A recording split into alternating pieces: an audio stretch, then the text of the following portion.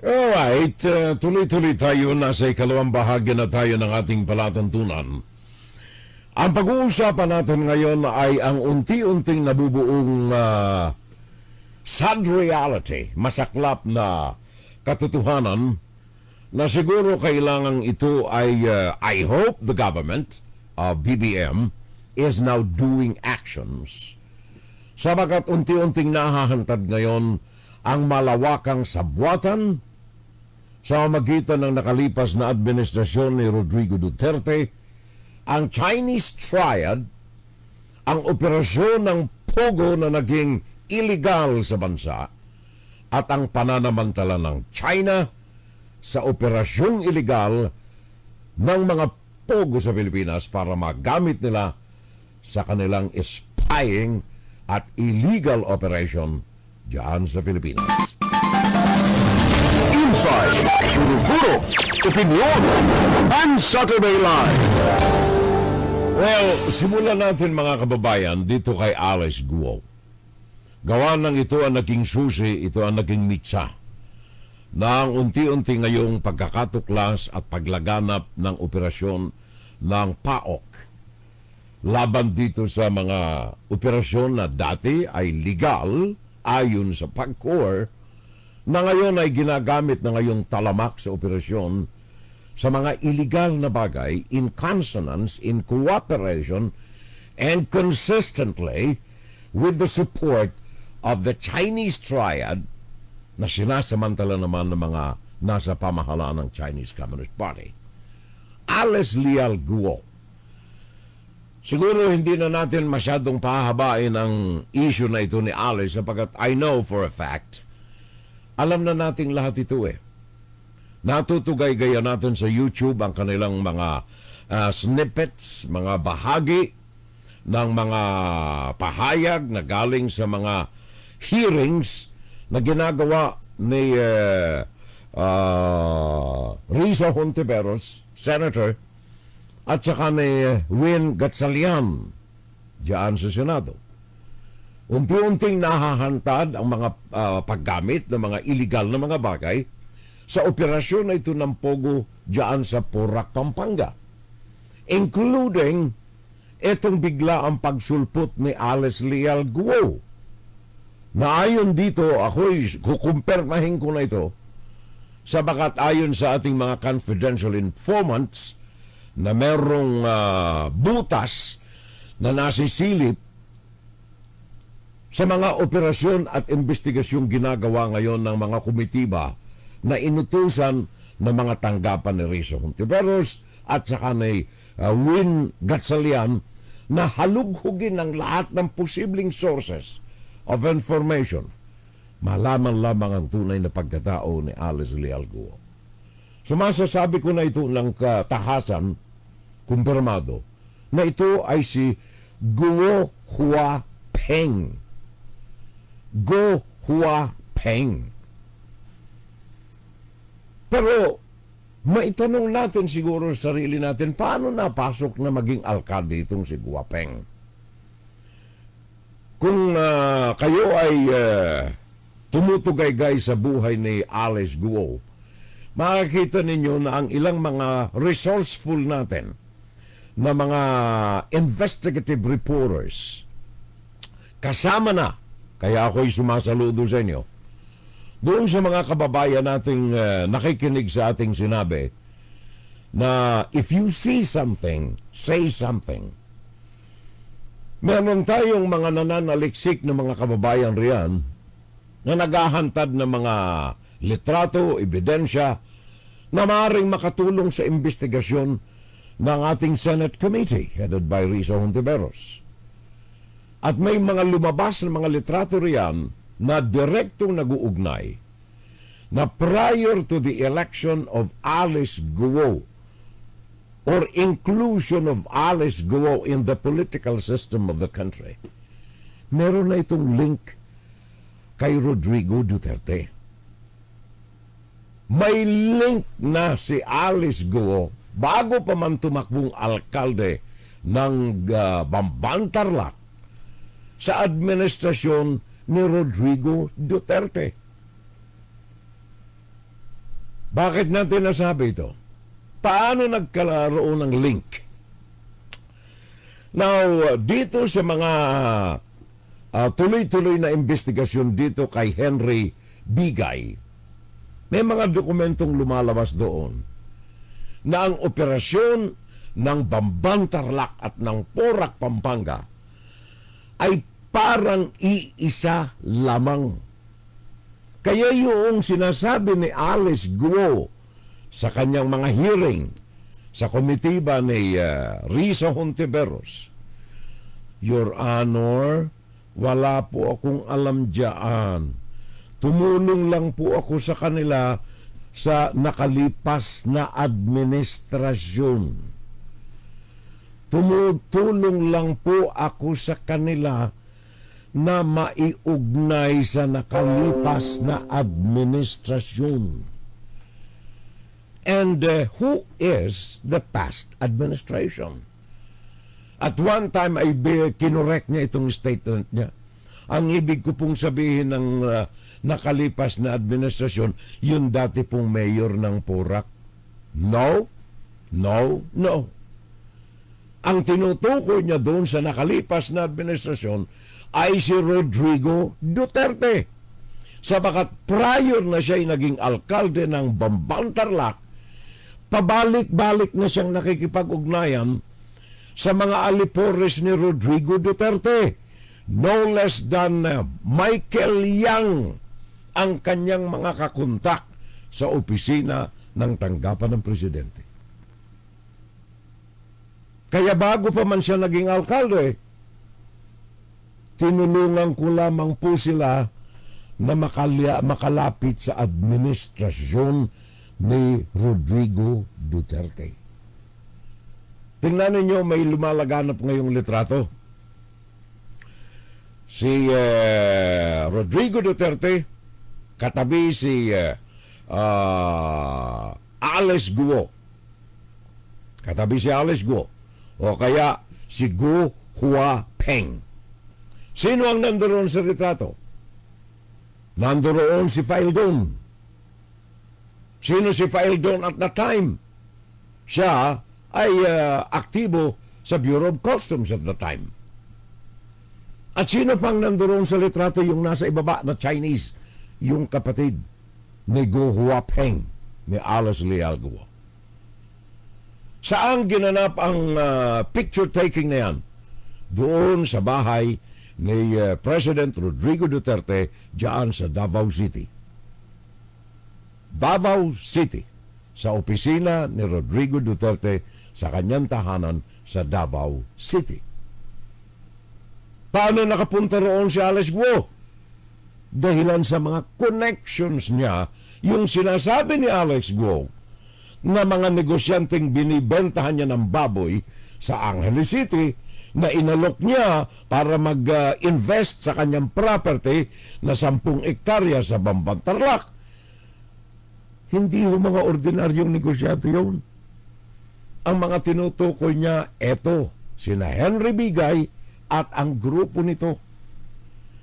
Henry Bigay, ang kanyang mga kagrupo, William, Michael Yang, and of course, mga bata na konektado sa family.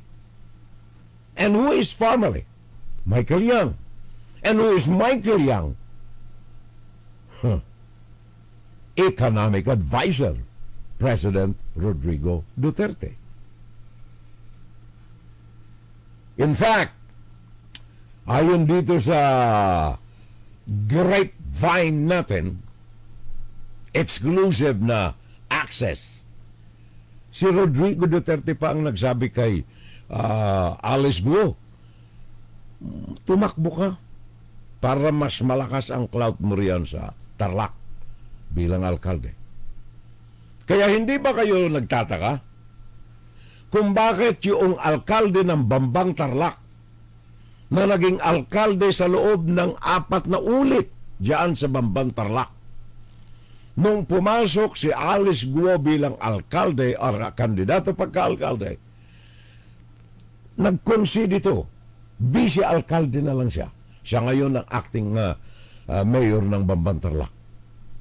Yung mayor na yan, for the last many years, 3 ulit na naging alkalde ng Tarlac, ng Bamban Tarlac.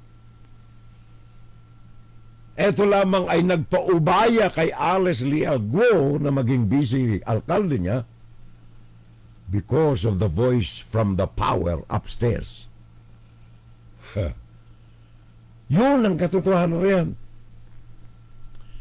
Kaya hindi kayo magtataka yung sabwatan, connivance, conspiracy between Bambang Tarlac and the office of Malacanang during the time of Rodrigo Duterte. And then, doon sa mga investigasyon sa Pogo, illegal operations ni Alice Guo sa Bambang Tarlac, nakakuha ang mga miyembro ng POAC ng iba't ibang mga papeles. Kaya ang isinunod na ginawang raid, although nasa red line na ito, nasa red list na ito, binalikan nila ang operasyon ni Henry Bigay diyan sa Porac, Pampanga. Sabagat ito ang mas malaking isda.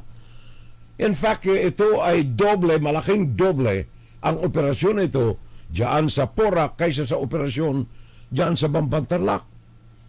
At kung titingnan ninyo ang operations nito in the physical aspect of it, halos closely identical ang operasyon, ang buildings, ang gusali, even design ng mga gusali na ito sa Bamban Tarlac at sa Porac, Pampanga.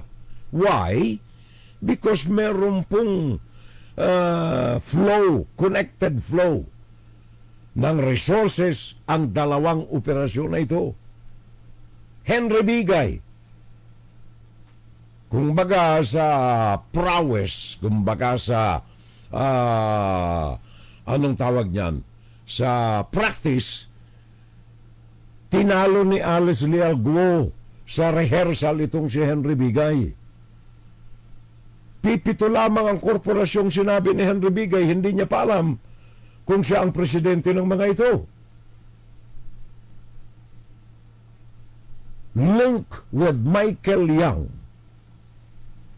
Michael Young linked to Lincoln Ong. Lincoln Ong linked to Farmally. Farmally, wholly protected by Rodrigo Duterte. Huwag kayong pumunta sa hearing ng Senado ni Taba Choy, Dick Gordon. Di ba? Mga personal pang mga insulto ang ginagamit dyan ni Rodrigo Duterte kay Dick Gordon na nag-iimbestiga ng family. So at the time, we are already questioning bakit ganun lang ang panggagalaiti ni Rodrigo Duterte sa investigasyon ni Dick Gordon sa family, to the extent na sabihin niyang huwag kayong dadalo sa mga meeting niyan o hearing ng Senado. Tinawag niya pang mga gago ang Commission on Audit.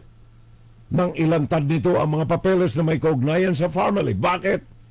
Sapagkat apektado riyan ang kanyang economic advisor. At sino ang economic advisor? Michael Young. At sino si Michael Young? Ang konektado nito Lincoln Ong. At sino ang mga kaibigan ni Lincoln Ong sa Malacanang? Naandyan si Mr. Go, Senator Go, Senator Bato de la Rosa. Nakikita ninyo ang maliwanag na koneksyon between illegal operations of Pogo in Bambang at saka sa Pampanga. Lincoln Ong, Farmally, Operation Tukhang, cover up, drug in billions of dollars from China. Dito, sa mga warehouses na ito. Natatandaan ninyo, tingnan natin. Sandali, may mga records tayo rito eh. 3.6 billion. Nasa kote ng mga shabu doon sa warehouse sa Mexico, Pampanga. Another 1.3 billion diyan sa Pampanga. Sa Mexico pa rin at saka sa Mabalacat.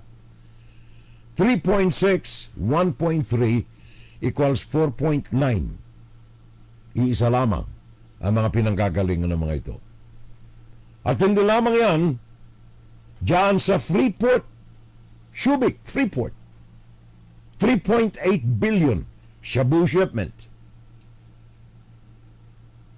At lahat ng mga ito ay mga konektado dito sa mga warehouses na ngayon ay iniimbestigahan ng Senado na nasa sangkot ang nationality ni Henry Bigay or Henry Yang na konektado naman kina Michael Yang, Lincoln Ong, family at 320 real estate property sa Pampanga at diyan sa Metro Manila. 320 mga ari-arian. Diyan sa Porac, Pampanga, sa Tarlac, ilan ang properties na ari-arian riyan? Liban doon kay Alice Guo, almost 10 hectares. Talo yan nitong pag-aari nitong grupo ni Henry Bigay or Henry Yang. 320 mga properties nakakalat sa Tarlac, sa Pampanga, sa Bulacan, sa Metro o National Capital Region. 320. At itong mga ito, ang mga properties na ito ay nakuha dahilan sa connivance or negligence ng mga natauhan natin sa pamahalaan. And again, during the period of the 6 years of Rodrigo Duterte's administration. Paano nakalusot itong mga Henry Bigay na ito? Etong mga Alice Leal Guo na ito. Hindi ito basta na lamang nag-imprenta dyan sa recto ng kanilang mga birth certificates. Hindi lamang sila nakapunta dyan sa recto at nagpa-imprenta ng kanilang mga pasaporte. Genuine. Ang pasaporte nitong si Henry Bigay or Henry Yang, genuine ang pasaporte ni Alex Leal Guo. Philippine passports ang hawak nila. Paano nagkaroon ng Philippine passports ang mga ito? Sabi ni Henry Yang, kasi po dual citizen po ako. Chinese? Dual citizen? Walang in-check na dual citizen, by the way. If you are a pure-blooded Chinese and you want to be a Chinese citizen or maintain your citizenship, you can never get any other passport. Otherwise, you have to renounce your Chinese citizenship. Pero bakit nga nagkaroon ng Filipino citizenship itong mga ito? And I bet, mga kababayan kong mahal, hindi lamang Alice Guo or Alice Guo Huang Peng or Henry Bigay or Henry Yang ang mga meron ito. Sandamakmak ang merong mga hawak nitong mga pasaporte na ito. Bayan kong nalulugmok sa dusa at hirap. Paano natin nasabi yan? Well, punta lamang kayo dyan sa government. Ang mga palusot ng ating mga naan dyan sa PSA, yung ating Philippine Statistics Authority, qualified naman po sila base sa mga hawak nilang mga papel. Qualified po sila kasi po meron lamang tayong mga requirements. Other than that, wala na ho. Yun lang talaga. Sa madalit sabi, sapagat mga sahuran ng mga ito, 15,000 a month lang naman ang kinikita ng mga ito. Tingnan nila yung guidelines, ano ang requirement sa passport. Ito lang po ang kailangan natin. Nakita nilang hindi nakapagsasalita ng Tagalog, talagang incheck na incheck ang mukha, ang itsura, ang kilos at gawa. Hindi na pakialaman yan. Basta meron silang requirement dito, nandito na eh. Philippine Statistics Authority. Delayed registration. Abused by foreigners. At hindi lamang yan. Kung hindi kayo qualified yan, meron tayong investor's visa. Yung investor's visa naman, pwedeng sabitan ng mga, sabihin na nating mga spy na Chinese. Kunyari itong si tatay ni Henry Bigay or Henry Yang. Kunyari tatay niya. Wag nating sabihin. Kunyari, anong apelyido dito? Kunyari, Yanggu. Okay, Yanggu. Kunyari ito yung may-ari talaga ng 99. Yanggu. Kunyari. Ito ang may-ari. Sabi ng Chinese Communist Party, Henry Yang, sumama ka kay Yanggu pupunta ng Pilipinas, isama ka doon sa investor's visa sa application sa Board of Investment ni Yanggu. Nakalusot ka na. Investor ka na eh. Anak ka ng investor eh. Nakalusot ka na. O kung hindi ka pa pwede riyan, meron pang tsansa. Special Resident Retirees Visa. SRRV. Special Resident Retirees Visa. Pero po, hindi pa ako 50 anyos eh. 40 anyos lang ako, 35 nga lang ako eh. Huwag na yun. It's okay. Sabihin mong 50 ka na. Wala namang hihingi niyan eh. Lusot ka na. Kaya sandamakmak ngayon ang mga naandyan na nagsasamantala nitong mga kaluwagan na ito sa Philippine government operations. At hindi lamang kaluwagan. Sabi nga nung sabi natin last broadcast, talamak sa mainland China, sa underworld. Ang kaalaman, pera lamang ang katapat ng mga official sa gobyerno ng Pilipinas. Pera, suhol, lagay, supalpal sa bebeg, okay ka na. Masaklap, pero yun ang talamak na kaalaman sa underworld ng China sa mga sandaling ito. Empire 999 Realty Corporation. Sino ang mga incorporators dito? Ito yung mga nasa record Willie Ong, Michael Yang, Lincoln Ong, Farmally. Sino-sinong lahat ng ito? Willie Ong, Michael Yang, Lincoln Ong. Anong koneksyon nito sa Malacanang?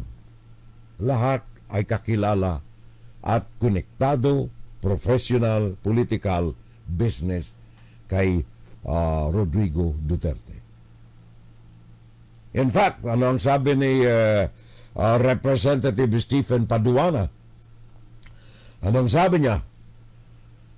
May pakikita niya ang matrix, ang ugnayan, ang sabwatan ng lahat ng mga ito na mga taong nabanggit natin dito sa 999 Realty Corporation. Empire 999 Realty Corporation, ang Yatay Industrial, ito yung real estate acquisition division ng Yatay International, ng Omni at saka ng Farmally. Intertwined ang mga ito, sabi mismo ni Representative Paduano.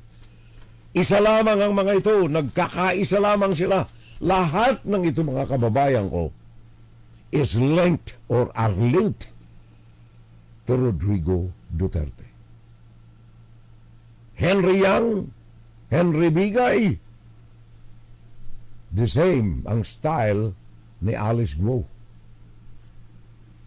So kung titingnan natin maigi mga kababayan ko, plus yung kawalan ng inisyatibo ng mga government offices natin na magsagawa ng kanilang sariling investigasyon sa bawat applications ng mga Chinese na ito. Unless makagawa tayo ng hakbang tungkol dito, patuloy na lalagana pang ganitong uri ng anomalya sa bansa. Now, baka hindi natin alam ayon sa aming mga sources, ito yung mga investigative reporters natin na grupo natin ito sa mainstream media, hindi lamang dyan sa Pilipinas. Meron akong ilang mga kasama riyan sa mainland China, sa Hong Kong originally. Ang iba riyan ay nandoon na sa London, sa Britain. Ang iba ay nandito sa Amerika. Ito yung mga investigative reporters na mga Chinese na nagmamahal sa demokrasya sa Hong Kong.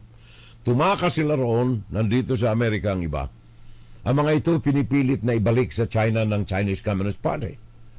Yung mga pulis ng PLA, People's Liberation Army sa New York, for example, ay pinagpipilitan yung mga kaibigan nating mga Chinese na nagmamahal sa demokrasya sa magitan ng intimidation na bumalik sa China. Ang mga ito ay ilan sa mga kasama natin na kaagapay natin na nagbibigay sa atin ng informasyon. Ayon sa kanila, ang ilang mga palatandaan para malaman natin na ang operasyon diyan sa Pilipinas ay may pera, legal man o illegal, na suportado ng Chinese Communist Party. Kumbaga mga code, mga palatandaan ng mga ito na ang pera riyan, kung hindi man direkto na galing sa Chinese Communist Party, ay mga pera na pinautang sa mga Chinese-blooded businessmen na nais mag-invest sa labas ng mainland China, particular dyan sa Pilipinas. Natatandaan ninyo yung fuga.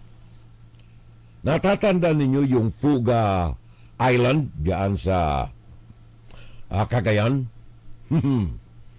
Cagayan, Mr. Governor Cagayan.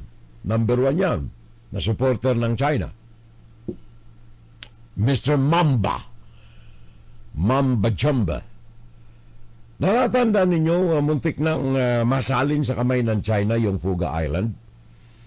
Ano ang gusto nilang itawag doon sa Fuga Island? Ang gusto nilang itawag, Fuga Industrial Park. Industrial Park. Nakita ninyo yung kaakibat niyan yung Chiquita at saka Grande Island diyan sa Subic. Muntik nang masalin din sa kamay ng mga Chinese yan.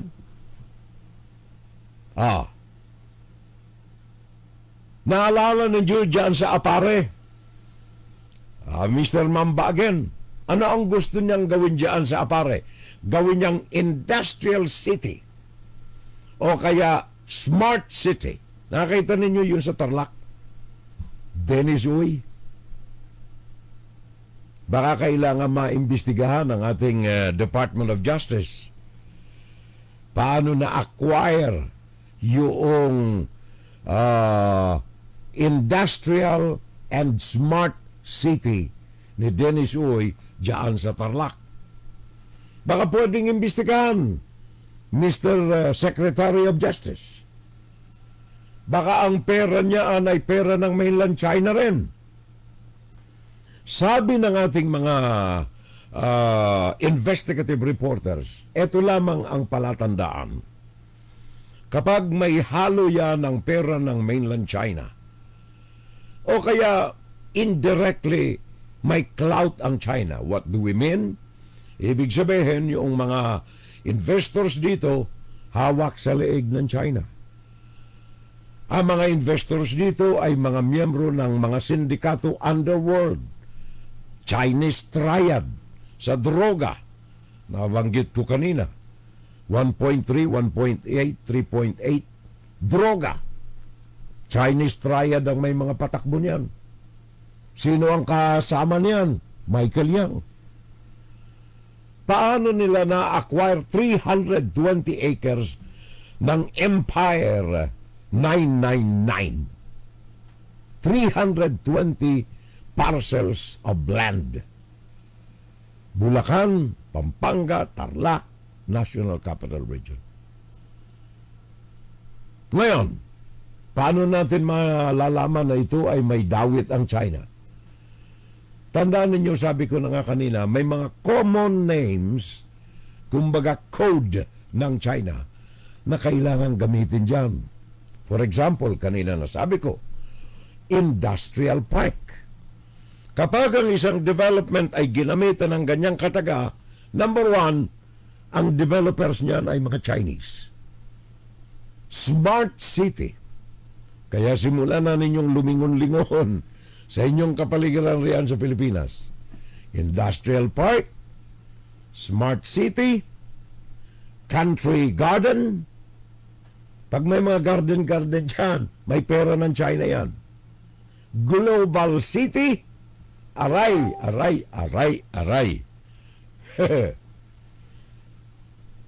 May pera ba ang China dyan sa mga sea? Sila may-ari ng global city, ba?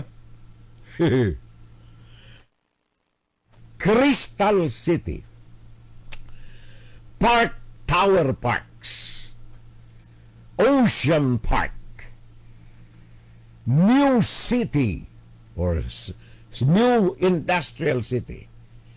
Pareho yan, basta may industrial at saka may park, Gateway Park. Pag may mga park, ito ang mga keywords dyan eh. Park, city, industrial, at saka numbers. Remember itong sinabi ko kanina. Ano yung may number na yan? Yung 999 Realty Corporation. Empire 999 Realty Corporation. Diyan lamang sa Metro Manila. Tingnan ninyo, kung meron dyan na mga mall sa Metro Manila na may mga numero na hindi pag-aari ng Chinese, papuputol ko lahat ng umuusli sa aking katawan. Kapag nakakita kayo ng properties dyan, maging yan ay mall, building, industrial park, etc., kapag yan ay may numero at hindi pag-aari ng mga incheck, papuputol ko. Gusto ninyong putulin, bahala kayo. Kaya naitanong ko tuloy maitanong ko lamang bayan kong minamahal. Maitanong ko lamang, gawa nitong sabwatan na lantad na ngayon, Duterte administration, Chinese criminal triads, Chinese criminal syndicates and gangs, Pogo, and then the Chinese Communist Party government. Naitanong ko tuloy, alam na natin itong operasyon ng Pogo At sabi nga ng POAC, tuloy-tuloy ang kanilang mga, hindi lamang itong dalawa na ito, yung sa Porac, Pampanga, at sa kanya dyan sa Bamban Tarlac. Hindi lamang ito Sabi ng POAC, mga 200-300 pa ang kanilang isa sa ilalim ng raid at investigation. So marami pa. Naitanong ko tuloy, may lumaganap nung isang araw, di ba? Na litrato ni Harry Roque at saka yung gwapong-gwapong model, singer, etc. Di ba? May lumaganap dyan na litrato nila. Kasi nakuha doon sa Porac, Pampanga ang pangalan ni Harry Roque at saka yung kanyang kaibigang lalaki, boyfriend, na singer at saka model, sexy model, doon sa loob ng Porac, Pampanga. Ngayon, sabi ng aking mga kaibigan riyan, hindi lamang yan ang koneksyon nila In fact, kung saang mga leisure moments ni Mr. Harry Roque, kasama yun bakasyon sa Palawan, bakasyon sa Boracay, kasama. Pero hindi yan ang aking nais tukuyin. Naalala ko lamang, etong si Mr. Harry Roque, gawa ng pinag-uusapan natin itong sabwatan, itong syndication, itong ugnayan ni Duterte at mga criminal elements at saka Pogo at saka China. Naalala ko si Harry Roque. Natatandaan ninyo yung kanyang asawa ay nasa Social Security ngayon, di ba? Mataas na opisyal ng Social Security System ang kanyang asawa. Dating kasama natin ito sa broadcast industry. Myla, I think. Tama ba? Myla, ang kanyang may bahay. Ngayon, itong si Harry Roque at ang kanyang law firm, kung ako ay hindi nagkakamali panahon ni Rodrigo Duterte, ay nais nilang magtatag ng parang Pogo, parang industrial park din. Parang industrial park. Diyan sa Bataan, kung ako hindi nagkakamali. If you know this, give me additional information. Si Harry Roque at ang kanyang asawa ay nagbalak na magtayo ng leisure park or township. Parang China nga ang sinasabi ko sa inyo eh. Yung anong mga pangalan yan, mga industrial park, ganyan. Mga global city, there you are. Nais magtayo ang mag-asawang ito diyan sa Maribeles, Bataan nung panahon ni Rodrigo Duterte. In fact, my understanding is binigyan na sila ng go signal ng First Bataan Mariveles Holdings Corporation. Sandali, asan ba yung... There you are. Binigyan na sila itong kanilang kumpanya na ang pangalan ay First Bataan Mariveles Holding Corporation. Binigyan na sila ng endorsement ni Mr. Emmanuel Pineda ng Authority of the Freeport Area of Bataan.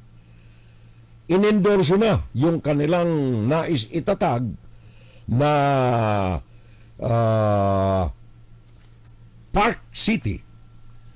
Nais itatag na Park City or Industrial Park or Global City Park, whatever the name is, diyan sa Mariveles, Bataan. Ang grupo na ito na First Bataan Mariveles Holding is a combination of the Green Miles Realty Corporation at saka ng Biancam Holdings Corporation. Ang Biancam, ang managing director dito ay ang asawa ni Harry Roque, si Myra Roque. Samantalang yung Green Miles Realty Corporation naman ay yung grupo naman ng mga abogado ni Harry Roque. Kasama riyan si Joel Butulan na law partner ni Harry Roque. Nais nilang bumili ng malaking ilang lote ito. Malaki, 421 hectares na gagawin nilang global city na ito ay doble pang laki kaysa sa Bonifacio Global City. Dobling laki kaysa sa Bonifacio Global City diyan sa Metro Manila. Naalala ko lamang na itatanong ko lamang, anong nangyari rito? Kaugnay nitong mga umuusbong ditong mga anomalya ng ating pamahalaan, ng mga Chinese in connivance with our pamahalaan sa magitan ng loose management ng mga rules and regulations and laws ng ating bansa. Naalala ko lamang yan si Mr. Harry Roque. And of course, nais din nating kalabitin. Gawa ng hindi lamang si Harry Roque ang may gustong magtatag nitong mga global city, diyan sa Mariveles, Bataan, kundi may global city na tayo riyan, industrial city, industrial park, you call it, whatever you want it, diyan sa Tarlac. Si Dennis Uy. Siguro ang POA kailangan ay kasama ang mga ito sa kanilang mga investigasyon. Ayokong manawagan sa Department of Justice kasi kapag ang tawagan natin ay ang Department of Justice, malaki ang duda ko na baka hindi kumilos gawa ng maapektuhan ang Pogo diyan sa Industrial Park, diyan sa Kawit, Cavite. Covelandia Industrial Park diyan sa Kawit, Cavite. 7.9 billion ang kinita ng mga rimulya riyan. Ngayon sabi nila, wala sila diyang kaugnayan. O kung walang kaugnayan, bakit hindi natin isailalim ng inspection ang military port na ito dyan sa Kawit, Cavite? Tingnan ninyong maigi, hindi kayo makapapasok. Ang buong paligid ay high-walled at sa itaas nitong mga bakod na ito ay barbed wires, matutulis, matatalim na mga barbed wires, at sa bawat tatsulok nito, sa bawat kanto nito, may mga high-powered na mga kamera na nakatutok riyan. Di ba identical ang itsura nito sa mga ni-raid diyan sa Porac, Pampanga, na may mga underground tunnel pa, na ang mga bakod ay nagtataasan, at may mga barbed wire sa taas, at may mga kamera sa bawat sulok ng bakod at ng gusali. Hindi ba pareho ang itsura nito diyan sa Porac, Pampanga? Sa sinalakay na yan na pag-aari ni Mr. Ang? Hindi ba pareho sila ng itsura ng Covelandia ngayon? Nagtataas ang mga bakod, may mga barbed wire sa itaas, may mga kamerang sandamakmak, at may mga floodlights sa bawat kanto ng mga ito. Hindi ba pare-pareho sila ng itsura? Bakit hindi natin naiimbestigahan ang Covelandia na ito? Naalala ko tuloy panahon ni Rodrigo Duterte, 2019. Cagayan Economic Zone Authority. Hawak yan ni Mr. Bamba ng Cagayan. Ano ang itinangkang gawin dyan? 2 billion na halaga, US dollars. Nais nilang gawing industrial park ang Fuga Island. Meron na silang memorandum of understanding noon with CESA, Cagayan Economic Zone Authority, at saka ng Xiamen-based Chinese Fengji Enterprises Corporation. 2 billion US dollars. Kailangan ng mga bagay na ito, gaano mang kaliit, kalaki ang mga issues na ito, mga kababayan ko. Siguro kailangan natin bigyan ng muling pagtanaw, balik tanaw dito sa mga bagay na ito sa kalagitnaan ng hindi pananalakay ng China sa mga barko o mga dinghy, rubber boats ng ating Philippine Navy. Hindi pananalakay, sabi ni Mr. Triales. Well, I understand yung spokesman ng ating Philippine Coast Guard na i-downgrade yung pananalakay ng China sapagat may utos siyang natatanggap galing sa taas. I fully understand that. Pero hindi naman siguro kailangan baguhin natin, bawiin natin yung mga tinura natin para mapagbigyan lang na hindi pa panahon na i-impose ang kasunduan, one for all for one ng Amerika at saka ng Pilipinas. Siguro pwede nating sabihin hindi pa panahon, pero wag nating i-downgrade. Pananalaka yun, may armas yung kalaban mo eh. Pananalaka yun, wag na. tayong magpatumpik-tumpik. Kailangan lamang dito well, I understand, kailangan ng diplomasya riyan. At sa kalagitnaan nitong, eto pala yung litrato At sa kalagitnaan po nitong panduduhagi ng China sa atin, gawin din natin ang bahagi natin. Iligtas natin ang clout ng China mismong sa loob ng lupain nating Pilipinas. At tingnan ninyo ito, i-print ko ito ng black and white kasi sayang ang aking ink na color dito Hindi ako mag-aaksaya ng dolyar dito sa litrato na ito. Tingnan ninyo. Yung sa kaliwa, nung huling dumalaw, si Bongo kay Rodrigo Duterte. Dahilan sa pagbabanat sa kanya ni Baste na ayaw daw niyang umimik. Sabi ni Baste, ayaw niyang umimik at makisama sa kampanya ni Baste na murahin ang administrasyon ng BBM. Kaya para patunayan ni Bongo ang kanyang loyalty kay Rodrigo Duterte, lumipad siya patungo sa Davao. Yang litratong niya ni Bongo at saka ni Duterte, kinuha yan ngayon lamang na linggong ito. Doon sa opisina ni Duterte, sa kanyang bahay sa Davao City. Yung litrato sa kabila, tingnan ninyo yung kurtina, yung mga design, mga frame, litrato sa likod, the same area na kung saan kinuha nung dumalaw ang grupo ni Faildon. Nandoon si Alice Guo at yung katabi niya si Rodrigo Duterte. Doon sa ibaba, sa mga nakaluhod, other side ni Faildon, ang kapatid ni Alice Guo, yung nakaitim na t-shirt na nakaluhod. Yun, kapatid yan ni Alice Guo.